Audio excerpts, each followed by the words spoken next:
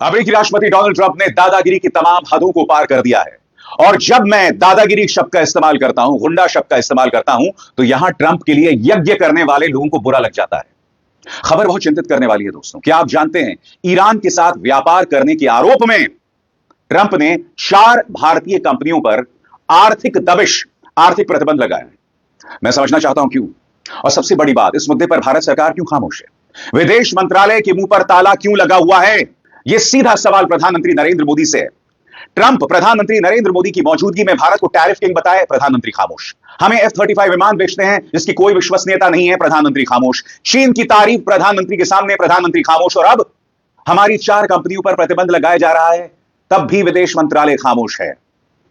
आजाद भारत के इतिहास के सबसे नाकारा विदेश मंत्री एस जयशंकर के मुंह से कुछ नहीं निकल रहा है। मैं समझना चाहता हूं क्यों। दूसरी तरफ जिस ईरान पर प्रतिबंध लगाए जा रहे हैं, जिस ईरान के परमाणु कार्यक्रम को बर्बाद करने की बात अमेरिका और इस्राएल दोनों कर रहे हैं, उसके खिलाफ ईरान ने बिल्कुल पुष्पा के अंदाज में कहा है, झुकेगा नहीं।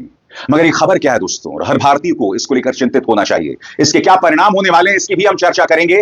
खबर आपके स्क्रीन पर, साथ ही मैं आपको बतलाऊंगा कि कौन कौन सी भारतीय कंपनियों पर यह प्रतिबंध लगाए गए हैं। और सबसे शॉकिंग बात, इन भारतीय कंपनियों पर ट्रंप ने, उनकी सरकार ने अप्रत्यक्ष तौर पर इनडायरेक्टली आतंकवाद का भी आरोप लगाया है।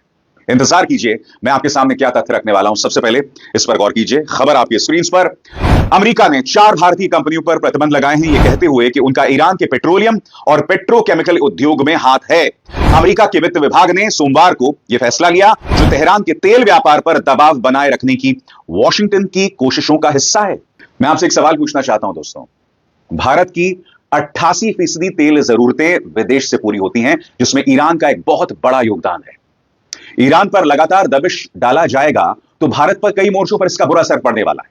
सबसे पहला, तेल की कीमतें बढ़ जाएंगी। दूसरा, भारत यूरोप के साथ व्यापार करता है ईरान में मौजूद चाबहार बंदरगाह के जरिए।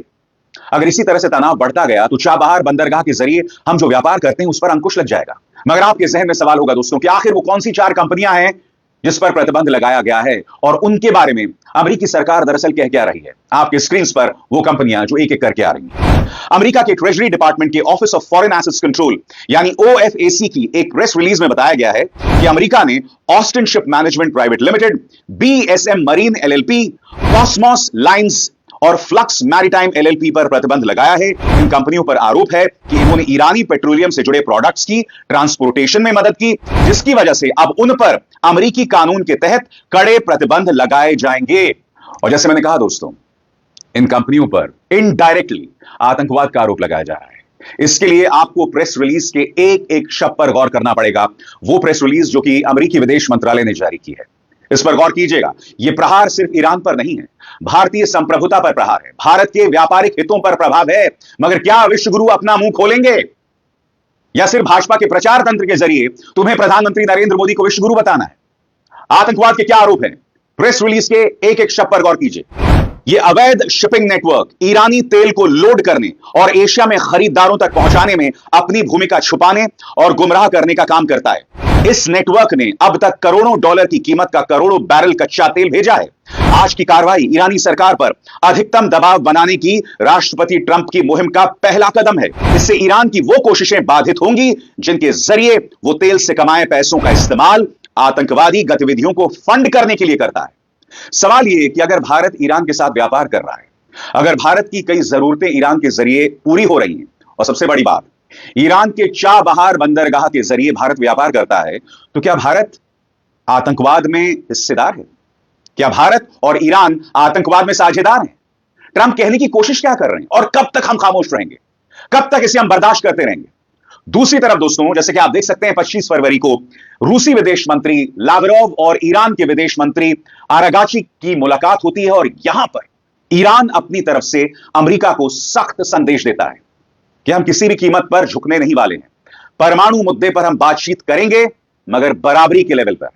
क्या कहते हैं आरागाची? आपकी स्क्रीन पर, ईरान झुकेगा नहीं। विदेश मंत्री अब्बास आरागाची का कहना है कि जब तक अमेरिका ईरान पर मैक्सिमम प्रेशर की मुहिम जारी रखेगा, तब तक ईरान अपने परमाणु कार्यक्रम पर अमेरिका से कोई बातचीत नहीं करेगा। यह मुहिम इसी महीने की शुरुआत में राष्ट्रपति डोनाल्ड ट्रंप ने फिर से लागू की थी। हम अपने परमाणु कार्यक्रम पर रूस और चीन के दोस्तों के साथ मिलकर अपनी स्थिति तय करेंगे। ईरान का रुख बिल्कुल साफ है। हम किसी भी दबाव, धमकी या प्रतिबंध के तहत कोई बातचीत नहीं करेंगे। उन्होंने रूसी विदेश मंत्री सर्गेई लावरोव के साथ एक संयुक्त प्रेस कॉन्फ्रेंस में बात कही। लावरोव मंगलवार को तेहरान पहुंचे थे ताकि ईरानी अधिकारियों से चर्चा कर सकें। इसीलिए जब तक मैक्सिमम प्रेशर अपनी मौजूदा स्थिति में लागू रहेगा, तब तक अमेरिका और हमारे बीच सीधे परमाणु वार्ता का कोई मतलब ही नहीं उठता। आपको समझना पड़ेगा कि ईरान पर इस्राइल और डोनाल्ड ट्रंप दोनों दबाव बना रहे हैं। इनफैक्ट डोनाल्ड ट्रंप ने तो यह तक कह दिया था कि अगर ईरान ने मुझ पर हमला किया तो हम ईरान को नेस्तनाबूद कर देंगे। मानचित्र से, दुनिया के मानचित्र से उसका नाम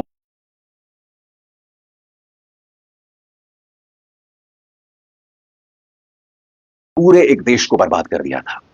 अब ईरान के बारे में इस तरह की बातें कही जा रही हैं। ईरान के परमाणु कार्यक्रम के बारे में दुष्प्रचार किया जा रहा है, जबकि आप जानते हैं कि दुनिया की जो तमाम परमाणु संधियां हैं उस पर ईरान ने दस्तखत किए हुए हैं। इस वक्त जो ईरान का कार्यक्रम है वो शांतिपूर्ण उद्देश्य के लिए है, शांतिपूर्ण मकसद के लिए है। मगर अमेरिका और इस्राएल उसे बार बार एक प्रत्यक्ष परमाणु शक्ति बन जाने की तरफ ढकेल रहा है कि वो एक परमाणु बॉम्ब अर्जित करे जिसे वो जुटा सकता है। याद कीजिए दोस्तों, अमेरिकी विदेश मंत्री मार्को रूबियो के साथ एक प्रेस कॉन्फ्रेंस में बेंजामिन नेतन्याहू ने क्या कहा था कि हम ईरान के परमाणु कार्यक्रम पर हमला करेंगे, उसे नेस्तनाबूद कर देंगे। सुनिए उन्होंने क्या कहा था। Discussion.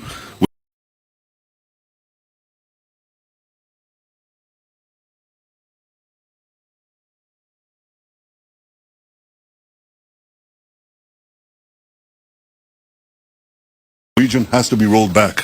Over the last 16 months, Israel has dealt a mighty blow to Iran's terror axis. Under the strong leadership of President Trump and with your unflinching support, I have no doubt that we can and will finish the job.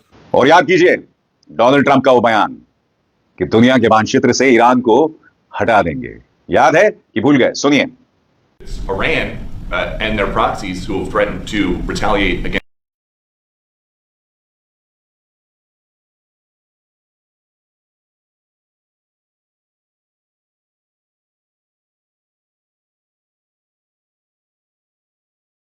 instructions.